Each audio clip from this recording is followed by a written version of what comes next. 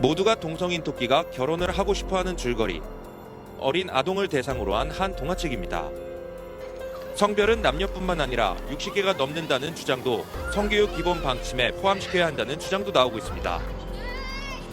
캘리포니아 교육청은 새로운 성교육 기본 정책에 이러한 내용도 포함한다는 정책 개정서를 공개했습니다.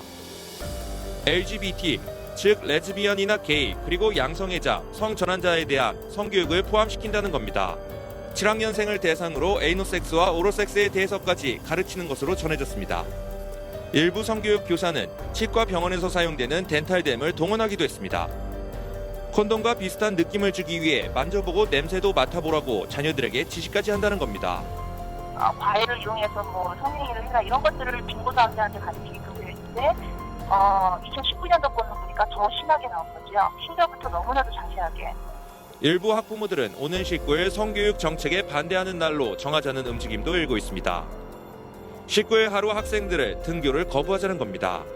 제가 알기로는 온타리오 쪽에서는 작년에 이 문제로 같은 날에 학교 안 보내기 운동을 해서 공립학교 층에서도 상당한 충격이 있었었고, 캘리포니아주 교육청은 이러한 내용의 성교육 기본 정책을 오는 5월까지 최종 확정한다는 방침입니다. This is definitely an attack. It will affect your child rearing. It will affect your education system. This is instructions for the teacher in the classroom to ask her or his students, how do people express their sexual feelings? What is abstinence? And here are some answers. Oral sex, masturbation, anal sex, massage, holding hands, touching each other's genitals, saying I like you. And what they're doing is equating all these things. Saying I like you is equal to anal sex. It is pornography. Men, especially on the House floor, did not want to look at. We couldn't show this on the television news, but yet we want our 4th grade children to be looking at this book. In the name of sexuality education, children are seeing obscene materials that have been ruled by Congress and by the Supreme Court impossible to show to children. An online CSE program for African youth called The World Starts With Me tells children that sexuality includes oral sex and masturbation. It then tells them it's their own choice if they want to lose their virginity. It shows children pictures of naked girls and boys in various stages of development, and then asks them to point out differences in their private parts. Parents likely will never know, as it is all done online away from home. They have elementary students as young as 9 years old. Then they teach them how to wear a condom. They're teaching them how to put a condom on a male genitalia and boys how to put a condom on a woman's genitalia without the knowledge and consent of the parents. They're giving them handouts, negotiating sexual encounters with other students. For example, there are statements like this: can I take your shirt off? It makes me hot when you touch me here. Is it okay if I take my pants off?